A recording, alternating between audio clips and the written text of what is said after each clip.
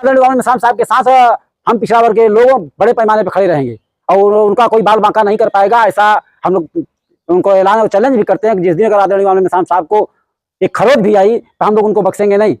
हम लोग सम्राट अशोक के वंशज हैं, तलवार हम लोग वहीं रखे नहीं हैं, तो तलवार फिर से हम लोग उठा सकते हैं अगर ऐसा उनके साथ किया गया। तो जो भी बातें हैं संविधान के दायरे में रहकर वो भी अपनी लड़ाई लड़े, उनको भी लड़ाई लड़ने का मौलिक अधिकार दिया गया है, हमको भी लड़ाई लड़ने का मौलिक अधिकार दिया गया, आदरणीय बाबा निशान साहब को भी लड़ाई लड़ने का मौलिक अधिकार दिया गया है। तो संविधान के दायरे में रहकर वो भी लड़ाई लड़े, अपने हिस्से की लड़ाई लड़े, हम अपने हिस्से की लड़ाई लड़े, आदरणीय बाबा निशान साहब अपने हिस्से की लड़ाई लड़े। तो हिस्से की लड़ाई है, इसमें हाथापाई करने की कोई जरूरत नहीं है, किसी को रोकने की कोई जरूरत नहीं है। वर्तमान समय भारतीय संविधान लागू है, देश संविधान से चल रहा है, मनु विधान से तो चल नहीं रहा है। इसमें सबको मौलिक अधिकार है। इसमें आर्टिकल 19 मौलिक अधिकार संगठन बनाने का, संगठन चलाने का, बोलने का, भाषण देने का, संभाषण देने का ये मौलिक अधिकार है। तो उनको भी है, हमको भी है। वो चला रहे, वो लोग कार्यक्रम कर रहे थे, हम तो कहीं नहीं जा रहे, कोई कार्यक्रम को हम लोगों ने रोका नहीं, कभी हम लोगों ने उनसे लड़ाई झगड़ा किया नहीं।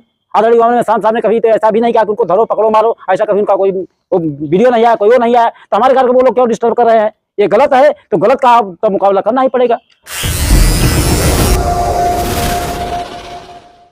नमस्कार, सत श्री अकाल, जय भीम, जोहार। इस वक्त हमारे साथ हैं महेंद्र कुशवाहा, जो कि राष्ट्रीय पिछड़ा वर्ग मोर्चा से हैं। सर, राष्ट्रीय पिछड़ा वर्ग मोर्चा के माध्यम से देश भर में ओबीसी की जो जागृति की जा रही है, उसका क्या रिजल्ट देखने को मिल रहा है? ओबीसी के द्वारा जो पूरे भारत में जन जागृति किया जाए, उसका बहुत बड़ा प्रभाव दिख रहा है। उस प्रभाव के चलते आरएसएस और बीजेपी में बहुत बड़ा भूचाल आया हुआ है। आरएसएस में सबसे ज्यादा ओबीसी के लोग काम करते थे और अब वो जैसे ये जागृति हुई तो आरएसएस से निकल के राष्ट्रीय पिछड़ा वर्ग मोर्चा में आ रहे हैं। उनको अपना हक हिस्सा अधिकार समझ में आ रहा है, उनको दोस्त और दुश्मन का पहचान समझ में आ रहा है। इसका जीता जागता भी सबूत दिखा कि अभी हरियाणा में एक कार्यक्रम था, उस कार्यक्रम में आदरणीय बाबा निशान साहब का विरोध करने के लिए उन ब्राह्मणों को कोई नहीं मिला।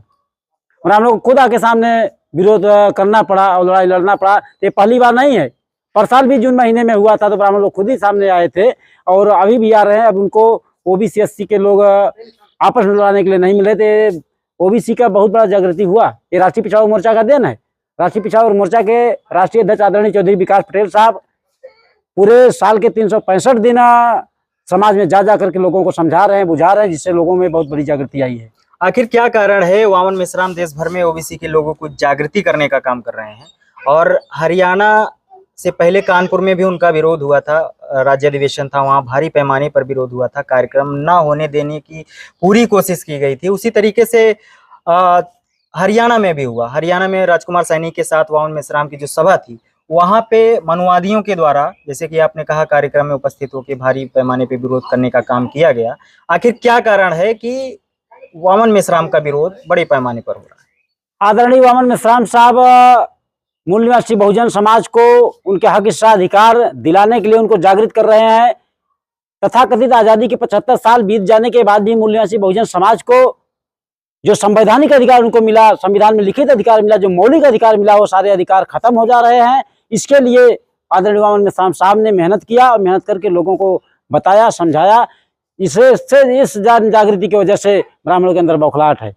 पहले ओबीसी को गुमराह किया गया, आज जब ओबीसी को बड़े पैमाने पे संगठन के माध्यम से जगाने का काम किया जा रहा है, तो उस कार्यक्रम, जगाने वाले कार्यक्रम का वो भारी पैमाने पर विरोध करने का काम कर रहे हैं, तो उसके विरोध में आप लोग क्या करेंगे? उसके विरोध में हम लोग ये करेंगे कि आदरणीय वामन मिश्राम साहब के साथ हम पिछड़ा वर्ग के लोग बड़े पैमाने पर खड़े रहेंगे और उनका कोई बाल बांका नहीं कर पाएगा। ऐसा हम लोग उनको ऐलान और चैलेंज भी करते हैं कि जिस दिन अगर आदरणीय वामन मिश्राम साहब को एक खरोच भी आई तो हम लोग उनको बख्शेंगे नहीं।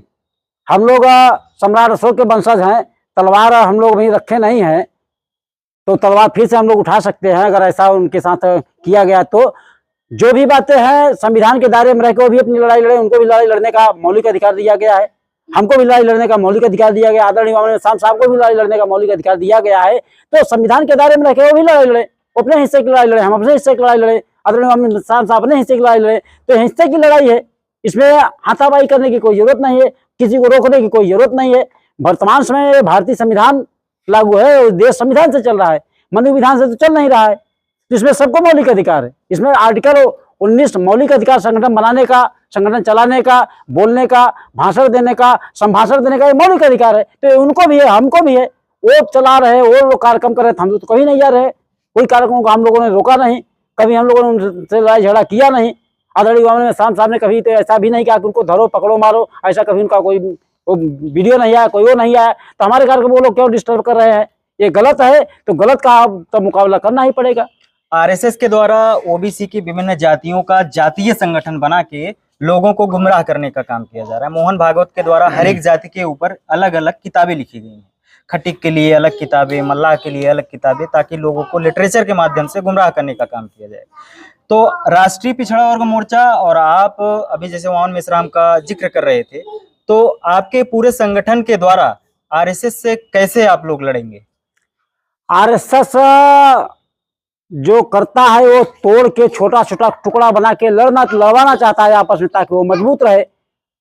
राष्ट्रीय पिछड़ा वर्ग मोर्चा भारत में 3743 जातियां ओबीसी की हैं, तो राष्ट्रीय पिछड़ा वर्ग मोर्चा में ज्यादा जातियों को जोड़ा जा रहा है। 3743 जातियों को जोड़ने का आदरणीय चौधरी विकास पटेल साहब ने ठेका लिया हुआ है, अब प्रण किए हुए हैं कि हम 3743 जातियों को राष्ट्रीय पिछड़ा वर्ग मोर्चा में जोड़ेंगे। जब जोड़ेंगे, जुटेंगे लोग तो ताकत होगी, और ताकत होगी तो हम लड़ाई लड़ेंगे। आरएसएस के पास ये ब्राह्मणों का संगठन है, इनके पास इनकी जनसंख्या ही 3.5% है। तो जो 3.5% जिसकी जनसंख्या है उसमें 50% महिलाएं होती है, तो महिलाएं तो संगठन में रहेंगी नहीं। तो ये जिस तरह जैसे ही ओबीसी उनके पास से हटता है तो ये एकदम खाली हो जाएंगे। इनका कोई भारत में इनका कोई अस्तित्व नहीं, कोई जमीन भी नहीं है। जमीन के नीचे सारा कुछ हम लोगों का है, बुद्धिस्टों का है, ओबीसी का है, पिछड़ा वर्ग के लोगों का है। इनका कुछ भी नहीं है, ये इस देश के रहने वाले भी नहीं है।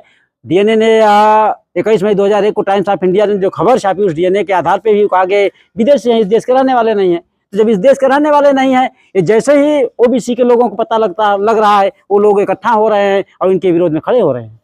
सामाजिक चेतना के माध्यम से आप लोग ओबीसी को जोड़ने का काम कर रहे हैं। 2024 में इलेक्शन है, तो ओबीसी समाज का रुख किस तरफ अख्तियार होगा? जो भी पार्टी पिछड़े वर्ग मोर्चा के जो मुद्दे हैं, उस मुद्दे को जो पार्टी अपने मैनिफेस्टो में छापेगी, जो उनके साथ लड़ाई लड़ेगी, उनको समर्थन करेंगे। ओबीसी का पहला मुद्दा है जातीय आधारित जनगणना। तो जो भी पार्टी जातीय आधारित जनगणना करवाना चाहेगी, जो अपने मैनिफेस्टो में छापेगी, उसका हम लोग समर्थन करेंगे, प्रचार करेंगे। पुरानी पेंशन है, किसानों के एमएसपी गारंटी कानून बिल है, समान शिक्षा है, इस तरह के 50 मुद्दे हैं राष्ट्रीय पिछड़ा वर्ग मोर्चा के, जिसके लिए अभी राष्ट्रीय पिछड़ा वर्ग मोर्चा का परिवर्तन यात्रा पार्ट 2 चल रहा है। और उस परिवर्तन यात्रा में मुद्दे रखे गए हैं। तो जो हमारे मुद्दे हैं, जो भी 2024 के इलेक्शन में जो भी पार्टी हमारे मुद्दों को अपने मैनिफेस्टो में शामिल करेगा, हम उसके साथ खड़े होंगे और उसको हम वोट देंगे और दिलवाएंगे। जी, बहुत बहुत धन्यवाद आपका। Thank you.